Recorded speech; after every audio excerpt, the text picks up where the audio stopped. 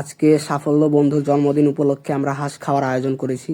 তো আমাদের ম্যাথের শিক্ষক আসাদুজ্জামান আসাদ স্যার হাঁস পোড়াচ্ছিল এবং আমরা সেই ফোড়াগুলো পরিষ্কার করছিলাম। আমি আর আমাদের শিহাব ভাই, জনগণের ক্রাশ বলা যেতে পারে, সে খুব হাঁস বাঁচতে পারে এবং ইতিমধ্যে আমাদের ছোট ভাই শাহরিয়ার হাজির। তো আমরা হাঁস বাঁচার কার্যক্রম চালিয়ে যাচ্ছি। আমাকে হাঁস কাটতে লাগাই দিল, আমি মাঝখানে কেটে হাঁসের বড় কলিজাটা বের করে নিলাম। হাঁসের কলিজাটা খুবই বড়, খুব সাহসী ছিল, কারণ হাঁসটা ছেলে, সকল ছেলেরই কলিজা বড় হয়, মানতেই হবে, তার একটা প্রমাণ। খুব শক্তি দিয়ে টানছিলাম যেন ছিঁড়ে না যায়, কিন্তু কিন্তু অবশেষে ছিঁড়ে গেল। কিছুই করার নেই, চেষ্টা করলাম যেন ময়লাগুলো বেরানো হয়, কিন্তু কি করার, ছিঁড়ে গেল। তো আমাদের হাঁস কাটার কার্যক্রম চলছিল, মাংসগুলো পিস পিস করছিলাম।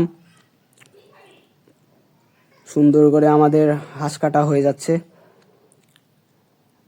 এবং এদিকে আমাদের ক্যামেরাম্যান হাত বাড়াচ্ছে, তাহসিন। হাঁসটা খুব ভালো ছিল। মজার ব্যাপার হচ্ছে বটিতে কোনো ধার ছিল না, যেহেতু প্রাইভেটে থাকা বটি, পড়ে থাকা বটি ব্যবহার করা হয় না, ধার দেওয়ার পরেও কোনো কাজ হয়নি। তো আমি আর আমার রিয়াজ বন্ধু হাঁসগুলো সুন্দর করে ধুয়ে নিচ্ছিলাম, কিন্তু ধুয়ে লাভ নেই, ফোড়াগুলো লেগেই থাকবে চামড়াতে। হাঁস খেতে হলে ফোড়া তোমাকে খেতেই হবে, কিছুই করার নেই।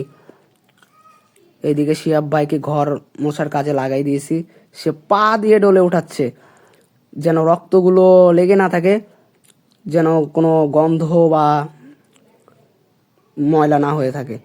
তো এদিকে আমাদের ক্যামেরাম্যান তাহসিনের সাথে সে ঝগড়া লেগে গেছে, বলতেছে আপনাকে দ্বারা হবে না, এই নিয়ে ঝগড়া লেগে গেছে। তাদের ঝগড়া দেখে আমরা হাসছিলাম। তো আমরা নিখুঁতভাবে পরিষ্কার কাজ করলাম। এদিকে আমাদের শিহাব ভাই পেঁয়াজ কাটা শুরু করে দিয়েছে, কুচি কুচি কুচি কুচি করে। সে খুব সুন্দর পেঁয়াজ কাটতে পারে, মেয়ে মানুষের মতো চোখ দিয়ে পানি বের হয় না, কারণ সে পুরুষ। এদিকে রিয়াজকেও পরিষ্কার করতে লাগাই দিছি। এদিকে আমাদের হাঁস পরিষ্কার করা এবং ধোয়া সব কিছুই শেষ, ভাত রাধাও শেষ, কিন্তু ভাতটা অনেক বেশি হয়ে গেছে হাঁসের মাংসের তুলনায়। তো হোক, সেটা ব্যাপার না, ভাত বেশি করে দিয়ে দেবো সবার প্লেটে। এদিকে আমাদের ক্যামেরাম্যান তাহসিনকে একটু অবসর দিয়ে আমি ক্যামেরাটা নিয়েছিলাম, সে একদম সেই পোজ দিচ্ছিল। এদিকে আমাদের আসাদ স্যার মাংস চুলাতে বসিয়ে দিয়েছেন। Wow, beautiful. মনে হচ্ছে একটা তুলে স্যারকে খাওয়াই দিই। কিছু করার নেই, স্যারের সাথে আমরা খুব ফ্রি, যার কারণে এরকম কথা আমরা বলতে পারি স্যারকে। তো স্যার খুব সুন্দর রান্না করতে পারে, একদম অসাধারণ বলাই যায়। স্যারের রান্না যে খাবে না সে বুঝবে না, অসাধারণ সে রান্না করতে পারে। তো বললাম স্যার পড়ানো বাদ দিয়ে ব্যবসা দিই স্যার। এদিকে স্যার সবার পিরিজে মাংস সমানভাবে ভাগ করে দিচ্ছিল, যেন কেউ মন খারাপ করতে না পারে, যে বলতে না পারে যে আমারটাতে কম আসছে, বেশি আসছে, আমারটাতে হাড্ডি আসছে, মাংস আসে না, এরকম যেন কেউ না হতে পারে। স্যার এই জন্য নিখুঁতভাবে স্যারগুলো খাবারগুলো বিলি করছিলেন। এদিকে তাহসিন, ওইদিকে আমাদের সাত স্যারও হাজির, এদিকে তো আমি তো আছি মহা গুরু। এদিকে স্যার সবাইকে ভাত দিচ্ছিল, মানে হাঁসের তুলনায় ভাত একদম ইচ্ছা মতো দিচ্ছে। কে কত খাবি খা, গপ গপ গপ গপ গপ করে খা।